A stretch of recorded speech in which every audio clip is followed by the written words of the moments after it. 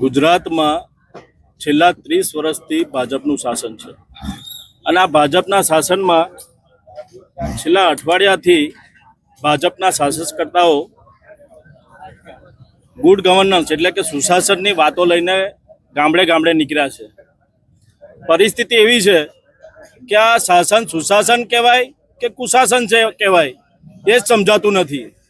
અનેક પ્રશ્નો છે, રોજગારીના પ્રશ્નો હોય, ભ્રષ્ટાચારના પ્રશ્નો હોય, દારૂબંધીના પ્રશ્નો હોય, શિક્ષણ જગતમાં તમે જુઓ તો પેપર લીક થઈ રહ્યા છે, ફીઓ મોંઘી થઈ રહી છે. આ અનેક પ્રશ્નો છે. તેમાં ગુજરાતમાં અને ખેડા જિલ્લામાં આમાં પ્રવાસ દરમિયાન અનેક જગ્યાએ જવાનું થાય છે.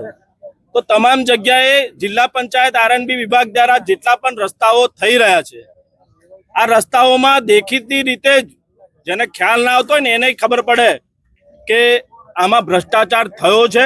કારણ કે 2-3 મહિનામાં જ આ રસ્તાઓનું તૂટવાની શરૂઆત થઈ જાય છે. એમાં આરસીસી જે રોડ બને છે એમાં એસ્ટિમેટમાં જ છે કે એની આજુબાજુ પુરાણ કરવું એટલે સાઇલ શોલ્ડરિંગ કરવાની એસ્ટિમેટની આઇટમ છે.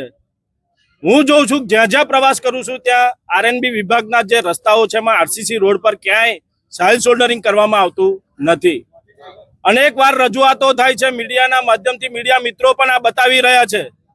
તેમ છતાં આ સત્તાધીશો અને આ અધિકારીઓને આ દેખાતું નથી અને કોઈની વાત સાંભળવા તૈયાર થતા નથી. એટલા માટે જ હું ખેડા જિલ્લા કોંગ્રેસનો પ્રમુખ છું અને મારા વતનમાં હમણાં 12 રસ્તાઓ જે જિલ્લા પંચાયત આરએનબી વિભાગ દ્વારા બન્યા, એ તમામ રસ્તાઓમાં ભ્રષ્ટાચાર થયો. આ રસ્તાઓ તૂટવાની શરૂઆત થઈ ગઈ અને આરસીસી જે રોડ બન્યા છે તેની આજુબાજુ મેં કીધું એમ સાઇલ શોલ્ડરિંગ કર્યું નથી. એટલા માટે કાર્યપાલક ઇજનેરને રૂબરૂ બોલાવી લાવ્યો 2 મહિના પહેલા. એમને આ તમામ રસ્તાઓ પર વિઝિટ કરી, તેમને જોયું અને એમને સ્વીકાર્યું કે આ કામ બાકી છે ને થયું નથી ને ભ્રષ્ટાચાર થયો છે. હું સમૂહ કરાવી દઈશ એવું આશ્વાસન આપ્યું, પણ તેમ છતાં થયું નહીં. ત્યારબાદ મેં ઉપરાછાપરી 3 અરજીઓ કરી કે ભાઈ આ રસ્તાઓમાં ભ્રષ્ટાચાર થયો છે, 2-2 મહિનામાં જ આ રસ્તા તૂટી જવા પામ્યા છે. તમે આ રસ્તાઓનું સમારકામ કરાવો અને આ એજન્સીઓ સામે કાયદેસરના પગલાં, તપાસ રોકીને કાયદેસરના પગલાં લો. તેમ છતાં આ કામ કરવામાં આવ્યું નથી. એટલા માટે જ આજરોજ આ કણજરી મુકામે આજરોજ ખેડા જિલ્લા કોંગ્રેસ સમિતિ દ્વારા જિલ્લા પ્રમુખના નાતે અહીંયા ઉપવાસ આંદોલન પર આજે બેઠો છું. અત્યારે વર્તમાન સમયમાં આ શાસકો એટલા બેફામ થઈ ગયા છે કે કોઈનું સાંભળવા તૈયાર નથી. રજૂઆતો ગમે તેની હોય એને ધ્યાન પર લેવા તૈયાર નથી.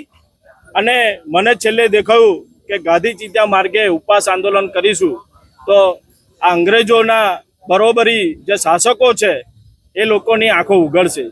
અને એટલા માટે જ આજરોજ અહીંયા ઉપવાસ આંદોલન પર બેઠો છું.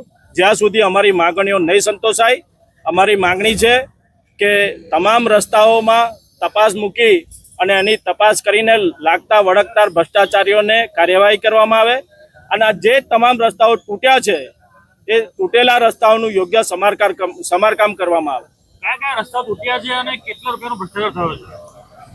અહીંયા કંજરીની વાત કરું તો 12 રસ્તાઓ હતા.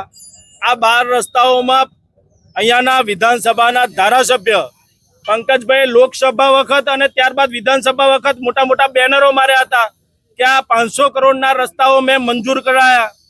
આ 500 લાખના એટલે 5 કરોડના રસ્તાઓ મંજૂર કરાયા. પણ આ મંજૂર કરાયેલા રસ્તાઓમાં સાહેબ ખાતમુહૂર્ત કરી ગયા. પણ ખાતમુહૂર્ત કર્યા પછી 2 મહિનામાં રસ્તા તૂટ્યા પછી સાહેબ દેખાયા નથી. ભાજપના કાઉન્સિલરો પણ રજૂઆત કરે છે, સાહેબને ફોન કરે છે, પણ તેમ છતાં સાહેબ એમનું સાંભળવા તૈયાર નથી.